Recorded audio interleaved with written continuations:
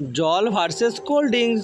আমি হলাম জল আর আমি হলাম কোল্ড ড্রিঙ্ক। যারা আমাকে খেতে ভালোবাসো তারা অবশ্যই সাবস্ক্রাইব করো। আর যারা আমাকে খেতে বেশি পছন্দ করো তারা অবশ্যই ভিডিওতে একটা লাইক করো। চল তাহলে দেখি তোর ফ্যান বেশি না আমার ফ্যান বেশি।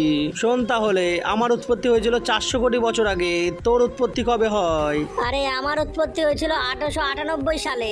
আমি তো H2+O2 সংঘর্ষে তৈরি হয়েছিলাম। আমাকে তো জল, সিরাপ আর CO2 দিয়ে তৈরি করা হয়। যদি তোমরা আমাকে খাও তাহলে আমি তোমাদের শরীরকে হাইটের থেকে রক্ষা করব। আর যদি তোমরা আমাকে খাও আমি তোমাদেরকে ইনস্ট্যান্ট এনার্জি দেবো।